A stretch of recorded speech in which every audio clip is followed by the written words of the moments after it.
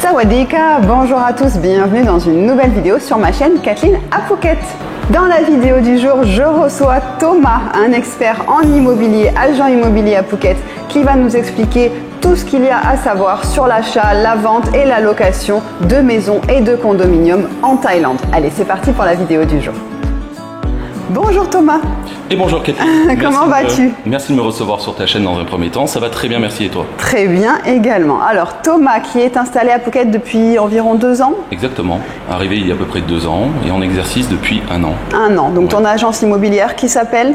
Phuket Property Management. D'accord. Situé à Rawai. Situé à Rawai, hein, voilà. C'est un voisin, vous savez que moi je suis à Rawai également. Et donc j'essaye de vous présenter un petit peu des gens qui sont dans le coin pour vous aider à trouver aussi également un bien dans ce quartier qui vous intéresserait. Donc Thomas, toi, ton agence, on va dire que depuis 1 an, comment est-ce que tu sens globalement le marché de l'immobilier à Phuket cette année 2024? Un marché très dynamique depuis mon arrivée. J'ai vu une évolution, surtout en termes de tarifs, d'augmentation tarifaire. Ouais. J'ai pu remarquer à peu près une augmentation sur les 12 derniers mois de à peu près 25%. Ah oui. Dû à l'arrivée des Russes, très certainement, ouais, qui ont fait exploser le marché. Et donc c'est principalement, tu penses, dû au fait que maintenant il y a moins de biens sur le marché disponibles que la demande au fait des personnes qui souhaitent acheter ou louer des biens? En grande partie, oui. En effet, la demande est nettement supérieure à l'offre. Et ce qui influe sur le prix du marché. Ouais. D'accord. Et donc on va essayer de parler un petit peu dans cette vidéo de 3 différentes choses. On va parler de la location, donc de la location que ce soit à court terme pour des vacances ou à long terme si vous souhaitez venir louer une maison ou un appartement à Phuket. On va parler de la vente en deuxième partie et ce sera la vente d'une maison principalement. Et en troisième, on parlera de la vente ou de l'achat d'un condominium. Donc un condominium, c'est un appartement puisque vraiment c'est 2 choses différentes en Thaïlande, que ce soit les maisons ou les condominiums. Donc on va commencer par la location. Donc toi tu as des biens par exemple en location pour le saisonnier mais aussi pour le long terme? Oui, tout à fait. Ce qu'on fait généralement, c'est que pendant la période mi-novembre à mi-mars, on réserve les locations pour du saisonnier, ouais, voilà, parce que le retour sur investissement pour les propriétaires est bien plus important, ouais, bien plus intéressant. Et à partir de la mi-mars, début avril, on commence à proposer les mêmes biens à des prix beaucoup plus compétitifs sur des périodes plus longues de 2, 3, 6 mois. D'accord. Jusqu'à le début de la nouvelle saison prochaine. Mais exactement. Du coup, par contre, si quelqu'un souhaite à louer, donc pour du long terme, tu lui recommandes d'arriver plutôt à la fin de la haute saison. Exactement. Ouais. On commence à trouver des prix intéressants à partir de mi-avril, début mai. D'accord. Concrètement, où les prix chutent considérablement, on peut trouver des maisons par exemple en location durant la haute saison à 200-250 000 bahts qu'on va retrouver à 90-100 000. D'accord, donc du moitié prix presque. Ouais, du moitié prix, voire plus sur certains produits. Mais est-ce qu'on risque pas, si on veut louer une maison sur 1 an par exemple, de se faire virer de la maison parce que la haute saison reprend et que le propriétaire veut faire plus d'argent, donc nous dit maintenant partez, je remets ma maison? Il y a toujours ce risque en Thaïlande, en effet, où le propriétaire peut changer d'avis du jour au lendemain et essayer de nous pousser vers la sortie. D'accord. Tout dépendra concrètement du type de bail que vous avez signé. Donc il faut vraiment rester attentif au contenu du bail qui vous protégera en cas de problématiques avec le propriétaire. Toi, tu aides les personnes, tu aides à rédiger le bail. Comment ça se passe si quelqu'un vient louer une maison à long terme avec toi? Tu fais le bail avec eux? Oui, tout à fait. On a des modèles qu'on adapte en fonction des propriétés et qui vont dans le sens, qui vont pour protéger plus le locataire que le propriétaire. Oui, parce que c'est vrai qu'on entend beaucoup ici souvent des problèmes avec les propriétaires qui vous mettent dehors ou en tout cas qui ne rendent pas votre caution, enfin des choses comme ça. Et c'est vrai qu'en Thaïlande, on va dire un petit peu contrairement à la France, c'est le propriétaire qui va être dans son droit puisque c'est son bien et il en fait un petit peu ce qu'il veut. C'est comme parfois on m'a déjà demandé est-ce qu'il y a des justificatifs à donner pour louer une maison ou un appartement en Thaïlande? Est-ce qu'il faut donner des fiches de loyer, des fiches de paye, pardon, est-ce qu'il faut donner tout ça? Et j'ai dit, non, la réponse est non. Et pourquoi? Parce que si vous ne payez pas, à la fin du mois, vous êtes dehors. Donc, on ne va pas vous demander de justifier, d'avoir, est-ce que vous pouvez vraiment payer le loyer, puisque il n'y a pas de trêve hivernale, il n'y a pas de squatteurs, etc. Je peux vous dire que si vous ne payez pas votre loyer ici, ce sera 1 mois et puis c'est terminé, vous allez plus être là. Ouais, la seule condition en fait fait qui vous sera demandée par le propriétaire, c'est une caution qui peut varier entre 1 et 3 mois suivant le type de propriété, le propriétaire. Exactement, c'est un petit peu au bon vouloir du propriétaire. Légalement, c'est 1 mois normalement, hein.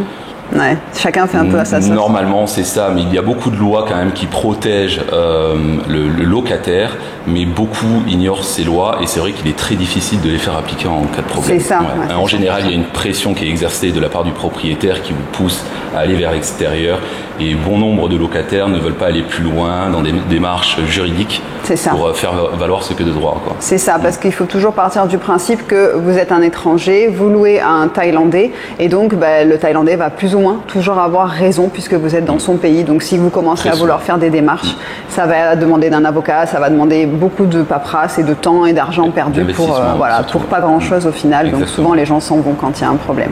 Ok. Et là, est-ce qu'il y a encore des biens sur le marché ou est-ce que tu vois que c'est vraiment compliqué pour la location, en tout cas dans le quartier de Rawai, Chalong? Est-ce qu'il reste encore des choses sur le long terme? Il y a une spécificité en fait au quartier de Rawai, c'est qu'il y a beaucoup de résidents à l'année. Comparé à des quartiers comme Kata par exemple ou Karon où il y a beaucoup plus de touristes et de locations saisonnières. À Rawai, énormément de résidents à l'année, que ça soit russes, australiens, belges ou français. Donc il devient de plus en plus difficile de trouver des biens sur le long terme. Voilà. Encore une fois, la meilleure saison pour se positionner, les meilleurs mois de l'année, ça va être avril, mai, voire juin. Ok, d'accord. Donc c'est les mois qui arrivent là bientôt. Donc si vous êtes à la recherche d'une maison à la location ou d'un appartement à la location, c'est maintenant qu'il faut venir. Donc c'est la basse saison. Et c'est toujours aussi intéressant de voir Phuket en basse saison parce que ça vous donne une idée de ce que ça donne quand c'est un petit peu plus calme. On va passer maintenant à l'achat et à la vente d'une maison. Donc toi, est-ce que c'est quelque chose que tu ressens, que les gens vraiment ont envie d'investir en Thaïlande? Est-ce que les gens se projettent sur le long terme en Thaïlande? Ou est-ce que c'est vraiment de l'achat pour la revente ou de l'achat pour de l'investissement locatif? Il y a plusieurs typologies d'acheteurs. On voit de plus en plus des investisseurs qui arrivent avec un certain budget, donc ça va être du 1-2 millions d'euros, qui vont investir sur des terrains, construire et revendre et prendre des profits directement. D'accord.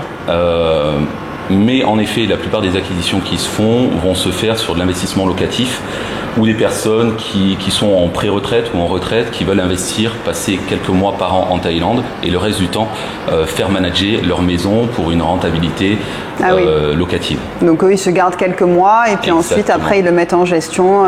Toi, tu fais de la gestion aussi? Je fais de la gestion, en effet. Ok. Toi, dans ton portefeuille, tu as quoi? Tu as des maisons, des terrains? Est-ce que tu as vraiment de tout ou... Essentiellement des maisons et des condominiums. Très peu de terrain, mais on commence à travailler dessus parce qu'il y a quand même une demande.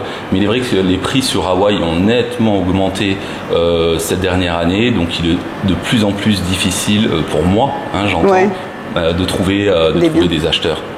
Des acheteurs qui ont le budget pour investir. C'est vrai que les prix ont beaucoup augmenté. Là, on est dans une maison aujourd'hui qui est à la vente. Donc, je vous ferai la petite visite à la fin pour que vous puissiez voir ce qu'on trouve actuellement sur le marché. C'est une maison qui a 2 chambres. Donc, vraiment, c'est quelque chose qui est dans les petits budgets, on va dire. Parce que et on peut y vivre puisque c'est juste 2 chambres. Ce n'est pas des grandes villas à la location avec 4-5 chambres. Et là, par exemple, cette maison, actuellement, elle est à combien? Donc on est à 9 800 000 bahts. Voilà, une maison qui vient d'être entièrement rénovée, donc entièrement équipée. Donc elle est vendue dans l'état, vous n'avez plus qu'à poser vos valises. On peut arriver avec ses valises. Et c'est une maison que par exemple, on aurait pu trouver à combien il y a quelques années de ça, il y a peut-être 2-3 ans? La grande question, alors il y a 3 ans, j'ai pas le recul nécessaire pour pouvoir me positionner, mais concrètement, il y a à peu près 1 an et demi de ça, c'est une maison en l'état, je veux dire, complètement rénovée, qui aurait pu être sur le marché entre 7 et 8 millions. Voilà, donc vous voyez bien qu'en ce moment, les prix ont beaucoup augmenté, mais il y a tout de même des ventes qui se font. Tu remarques qu'il y a quand même des ventes? Ça reste encore très intéressant pour de l'investissement locatif, concrètement. Pour la petite anecdote, la propriétaire a fait une visite hier pour une location court terme sur une période de 12 jours. les personnes étaient prêtes à payer 100 000 bahts pour 12 jours. Ouais. Donc c'est vrai que voilà. Donc ce qui offre quand même une rentabilité bien sûr, assez importante. Tout à fait. Et donc là, il y a quelque chose que les gens ont toujours peur. Ils me disent, mais en Thaïlande, je ne peux jamais être propriétaire, le terrain ne m'appartient pas. Donc il y a quelque chose à connaître en Thaïlande. Vous avez le leasehold et le freehold. Explique-nous donc un petit peu la différence entre le leasehold et le freehold. Donc on va commencer par le leasehold. Donc le leasehold, en fait, c'est un bail de longue durée, tout simplement, qui généralement est sur une période de 30 ans. Donc on peut à la fois trouver des terrains en leasehold et faire construire une maison dessus. À l'issue de ces 30 ans, si vous n'arrivez pas à négocier un renouvellement avec le propriétaire, tout ce que vous aurez construit sur le terrain appartiendra au propriétaire du terrain. Ça peut être très intéressant parce qu'en général, même si ça se fait de plus en plus rare sur Hawaï, on voit très peu cela, vous pouvez louer par exemple, c'est à titre d'exemple que je vais vous donner ça, un terrain de 1 rai, donc 1600 mètres carrés pour un prix avoisinant les 15 000, 20 000 bahts par mois. Aujourd'hui, ce terrain-là va vous revenir à peu près à 300 000 bahts par an. Si vous construisez une maison et que vous la mettez en location, les retours sur investissement peuvent être très intéressants sur une période de 30 ans.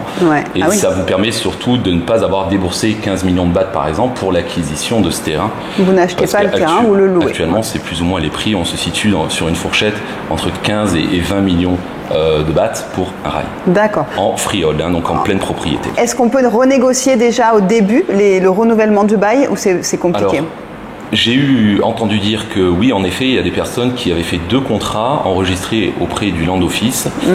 Après, en toute honnêteté, je ne suis pas avocat. Je ne pourrais pas vous dire. Pas garantir ça. Pas garantir si la signature de ces 2 contrats, malgré le fait qu'ils sont enregistrés auprès du Land Office, soit une garantie pour vous. D'accord. Donc là, il faudrait se rapprocher d'un avocat pour faire valider la transaction. Donc ça, c'est le leasehold. Et maintenant, le freehold, qu'est-ce que c'est? Le freehold, c'est une pleine propriété. Concrètement, vous ne pouvez pas acheter de maison en freehold parce qu'un étranger n'a pas le droit du sol en Thaïlande. Donc c'est une société qui sera détenue à 51% par des associés thaïlandais qui sera propriétaire de ce terrain. Ensuite, vous pourrez l'exploiter et construire une maison tout en la mettant à votre nom. Donc toi, tu dis qu'en fait, les deux types donc que ce soit freehold ou leasehold, aucun pour toi n'est trop risqué en fait. Parce que les gens ont très peur de ça. Complètement pas. Sinon, il n'y aurait pas autant de gens qui achètent en Thaïlande. En fait. Ça peut être très intéressant de faire des acquisitions en leasehold, surtout si votre capacité d'investissement est moindre à la base. Donc c'est intéressant. Donc ça peut être très utile. Ici, il n'y a pas de notaire, donc il faut prendre des avocats en complément de toi, j'imagine. Donc l'avocat, lui, il va servir à vérifier aussi que le CHANOT, par exemple, soit bien enregistré. Le CHANOT, c'est le titre de propriété. Dans quoi il est impliqué au fait? Est-ce que c'est juste pour signer, il fait office de notaire ou est-ce qu'il vérifie certaines choses aussi? Il fait quelque part office de notaire parce qu'en général, quand vous passez par un avocat, d'une part, il va faire la rédaction du contrat de vente. Il va faire ce qu'on appelle le due diligence, donc les vérifications nécessaires, que ce soit par rapport au titre de propriété ou par rapport à la société. Parce qu'en général, quand vous achetez une maison à un farang, donc un étranger, la plupart du temps, le propriétaire de la villa sera sur une compagnie thaï. Donc il y a certaines vérifications qui seront nécessaires par rapport à cette compagnie dans un premier temps pour voir si elle n'est pas endettée, etc. Et à la fois sur le titre de propriété. Et par la suite, l'avocat se rendra au Land Department Office ou au DBD pour faire les changements nécessaires en termes de titre de propriété. C'est ça, parce qu'au fait, quand la maison, vous l'achetez en freehold, elle est détenue par une compagnie. Donc, au fait, vous rachetez en quelque sorte cette compagnie. C'est ça. Et vous changez juste les noms des actionnaires pour que ça passe à votre nom, en fait, au lieu de l'autre personne. Donc dans ces cas-là, en fait, nul besoin de se rendre au Land Department Office. Ça sera uniquement auprès du DBD, ce qui est l'équivalent du greffe du tribunal de commerce en France. C'est là où il y aura un changement d'associé qui sera effectué. Par contre, si le propriétaire est thaïlandais, vous devrez passer par le Land Office parce qu'il y aura un changement de nom de propriétaire thaï à l'origine sur une compagnie thaïlandaise. D'accord. Voilà. Tout ce process, donc imagine, je viens en Thaïlande en repérage, je suis intéressé pour acheter une maison, que ce soit en freehold ou en leasehold. Combien de temps ça prend au bout du moment où je dis cette maison, par exemple celle-ci là où je suis, elle m'intéresse, combien de temps après je serai propriétaire? Ça peut être très rapide. Ouais. Ça peut être très rapide. Ça peut se faire sous une semaine. C'est vrai? Oui. comme sous 1-2 mois. Donc beaucoup de facteurs rentrent en compte, en l'occurrence votre capacité à faire le transfert de fonds rapidement et par rapport au due diligence, s'il y a le moindre problème, ça peut prendre du retard en effet sur la transaction. D'accord, donc en gros vraiment c'est quelque chose qui peut se faire assez rapidement. Très rapidement. Ouais, c'est très bien. Et par contre on ne peut pas faire de prêt nous en tant qu'étrangers en Thaïlande. Impossible, malheureusement. La seule possibilité c'est d'avoir une compagnie qui fonctionne, donc avoir une compagnie thaïlandaise avec un bon revenu, etc. Voilà. Et la banque va accepter dans ce cas-là de nous faire un prêt. Exactement, sur le nom de la compagnie. D'accord. Et non pas en nom propre. Ouais, donc. Et on va parler en dernier des condominiums parce que je sais que c'est quelque chose qui est vraiment à part et qui intéresse aussi beaucoup d'entre vous. Donc les condominiums, c'est le nom qu'on donne aux appartements. Donc dans les appartements, les condominiums, il y a aussi cette histoire de freehold et de leasehold, c'est ça? Tout à fait. C'est ça. Ouais. Donc au fait, comment ça se passe au fait sur les appartements de l'immeuble? Comment ça se passe? En fait, quand un développeur construit un condominium, 51% de la surface totale de ce condominium est pour les acquéreurs thaïlandais. Ok. Voilà. Les 49% restants peuvent être vendus à des étrangers avec une pleine propriété. D'accord. Voilà, donc vraiment, là, le chat-note sera à votre nom. Donc là, c'est vraiment différent. En fait, c'est quelque chose qui n'existe pas sur les villas, mais qui existe sur les appartements. Il peut être à 100% à votre nom, sans limite de temps. Les gens se disent, oui, mais c'est pour 30 ans. Non, c'est sans limite de temps. Et là, vraiment, c'est pour ça que ça intéresse aussi beaucoup de personnes d'investir dans des appartements, principalement pour du locatif, j'imagine. Exactement. La plupart des acquéreurs font de l'investissement locatif.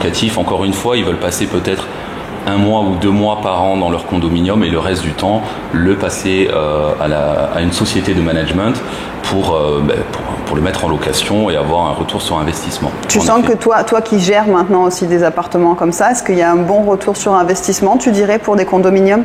Ça va être de l'ordre entre 6 et 9% sur du condominium.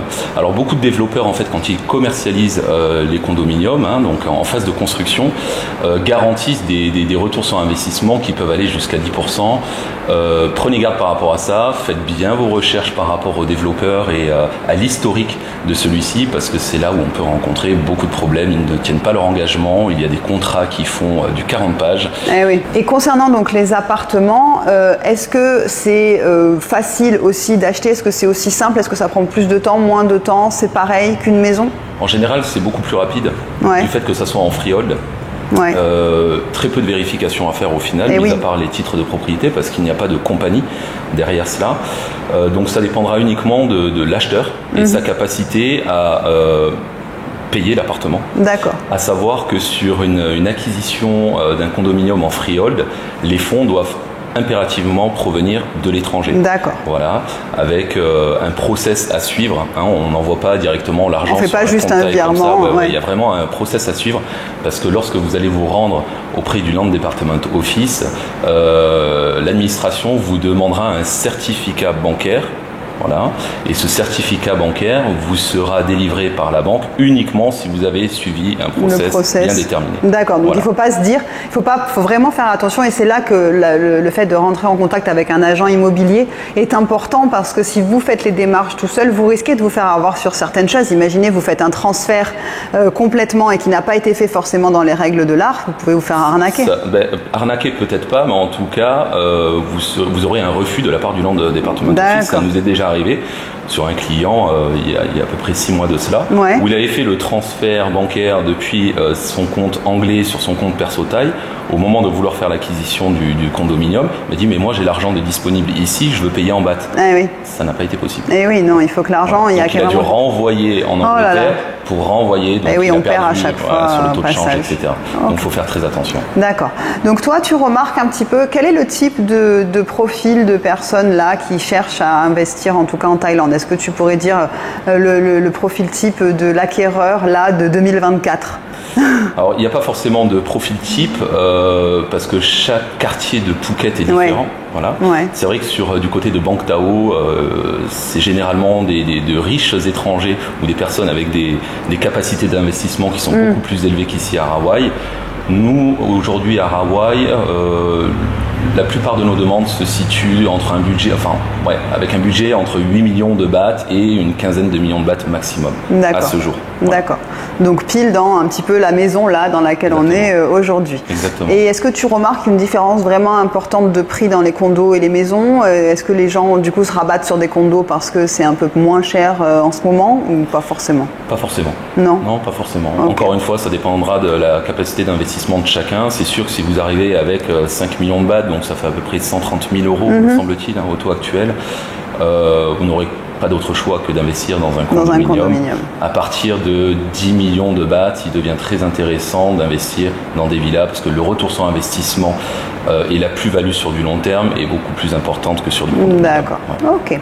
Bon, en tout cas, si vous avez des questions, moi je vous mets tous les contacts de Thomas dans la barre de description. Comme ça, vous pouvez le contacter, son site internet, son email, son WhatsApp, tout. Tu vas te faire harceler de français. Okay. Je me tiens prêt. Voilà, il est prêt, il va vous répondre. Et comme je vous l'ai promis, on va terminer cette vidéo avec une petite visite de la villa. Comme ça, vous pouvez vraiment avoir en tête ce qu'il y a en ce moment sur le marché à Phuket, à Hawaï en tout cas, pour un budget d'une petite maison avec piscine de 2 chambres et 2 salles de bain. Voilà, donc c'est parti pour la visite. Comme promis, on va donc visiter la maison dont on a parlé dans la vidéo avec Thomas. Donc suivez-moi, je vais vous montrer tout ça. Donc on rentre par le salon directement, la pièce à vivre principale. Donc vous avez salon, espace salle à manger et cuisine. Vous avez aussi un petit espace extérieur qui est parfait pour pouvoir garer une voiture et vos scooters. Et vous avez aussi l'accès par dehors à la piscine. Le terrain fait 260 mètres carrés et la surface habitable, on va dire que c'est environ 70 mètres carrés de maison avec les 2 chambres. Elle a été entièrement rénovée et elle est vendue en l'état, c'est-à-dire avec tous les meubles qui sont dans la maison actuellement. Je vais vous montrer un petit peu la cuisine qui est aussi toute neuve. Moi je trouve qu'elle est un petit peu différente cette maison des maisons de taille qu'on voit actuellement parce que franchement elle est faite avec goût et c'est compliqué à trouver dans les maisons thaïlandaises. Parfois vous avez des carreaux bleus avec des rideaux verts, etc. Là je trouve que c'est joli, ils ont mis des huisseries tout en noir avec tout un pourtour comme ça en bois autour des fenêtres, donc je trouve ça vraiment très sympa. Et là la cuisine est entièrement équipée, vous avez une hotte aspirante, des plaques, vous avez le four, le micro-ondes, le lave-vaisselle qui va arriver sous peu et le frigo. Donc vraiment, vous n'avez qu'à venir et éventuellement acheter de la vaisselle et c'est tout ce que vous aurez à faire. On va aller voir les 2 petites chambres et après je vous montrerai la piscine. Les deux chambres qui ne sont pas forcément si petites mais qui sont un petit peu similaires en termes de taille. Donc je trouve que cette maison est parfaite pour un couple avec un enfant ou alors un couple tout simplement de personnes qui ont de retraités par exemple. Je trouve que vraiment cette maison elle est parfaite même au niveau disposition, c'est-à-dire que à Hawaï elle est très bien placée, elle est dans une petite rue au calme et vraiment proche de toutes les commodités, donc vraiment c'est très pratique. Première chambre.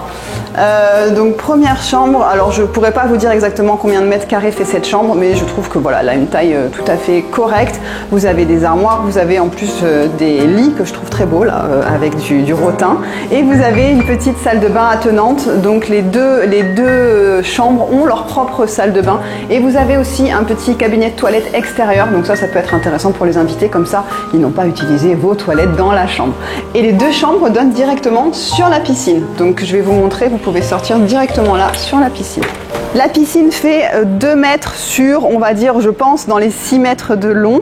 Elle est au sel, donc ça c'est quand même quelque chose qui est quand même plus sain, j'ai envie de dire, pour la peau, pour les cheveux, pour les maillots de bain que le chlore. Donc voilà, la piscine, et puis en plus elle a une jolie couleur. Je trouve que les carrelages utilisés là pour cette piscine lui donnent une couleur vert émeraude qui est vraiment très jolie. Et on va rentrer, comme ça je vous montre la 2e chambre qui est juste dans la foulée. Voilà, 2e chambre qui est aussi, qui donne sur la piscine, qui a une salle de bain attenante également, qui est un petit peu plus grande cette salle de bain. Là vous n'avez pas les draps, donc voilà, vous avez les deux chambres qui sont juste les unes à côté de l'autre, et vous pouvez sortir le matin et plonger directement dans votre piscine. Vous pouvez aussi sortir juste là, en fait vous avez une entrée par le côté piscine et une entrée par la porte d'entrée. Cette maison est au prix de 9 800 000 bahts Il y a peut-être une moyen de négocier, il faudra voir ça avec Thomas si jamais la maison vous intéresse. En tout cas, je vous mets encore une fois les coordonnées de Thomas dans la barre de description et vous pouvez le contacter si la maison vous intéresse ou si vous souhaitez acheter ou investir dans un bien immobilier en Thaïlande. Je vous remercie d'avoir regardé cette vidéo jusqu'au bout, j'espère qu'elle vous plaira. N'hésitez pas à vous abonner si ce n'est pas encore fait et je vous souhaite une très belle semaine. Je vous retrouve pour moi samedi prochain 11 h pour une nouvelle vidéo. Portez-vous bien, bye bye.